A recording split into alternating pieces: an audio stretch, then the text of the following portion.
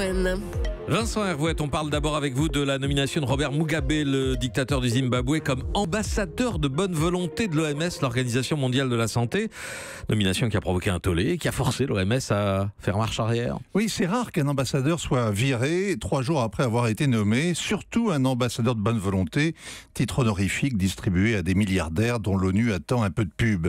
Mais la vraie surprise, c'est de prêter une quelconque bonne volonté à Robert Mugabe. Ça fait 40 ans que le président du Zimbabwe manifeste la plus mauvaise volonté du monde, c'est l'affreux Jojo planétaire.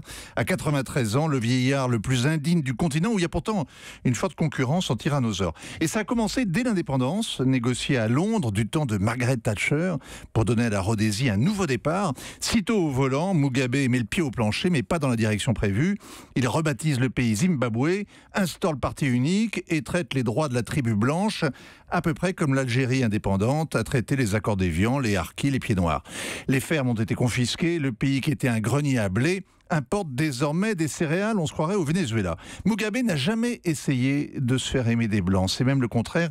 Il cherche à choquer les anglo-saxons, il dit qu'il admire Hitler, ou que les Anglais sont la lie de l'humanité parce qu'ils sont tous homosexuels, et ça marche, hein. Il est devenu une vedette en Afrique où l'on admire qu'il soit vieux, riche et raciste. Et ça marche encore mieux au Commonwealth, à Washington, à Bruxelles, qui l'ont interdit de séjour. Mugabe est infréquentable au nord et intouchable au sud. Et c'est bien parce que le tout nouveau directeur de l'OMS est un ministre venu d'Éthiopie qu'il a léché les pieds de Mugabe sans mesurer ce que ces flatteries allaient provoquer à Washington. Il l'a nommé pour aider à la lutte contre les maladies non transmissibles. Oui, parce que pour le cœur et pour l'asthme, eh bien, le Zimbabwe s'en sort pas mal. C'est peut-être dû à l'altitude. En tout cas, c'est pas dû au système de santé qui est nationalisé, qui est aussi performant qu'un hôpital d'urgence dans la France périphérique. D'ailleurs, Mugabe lui-même se fait soigner à Singapour et la CIA lui a diagnostiqué un cancer de la prostate. Cela dit, 92% des habitants savent lire et écrire. L'université est la meilleure d'Afrique, après le Kenya,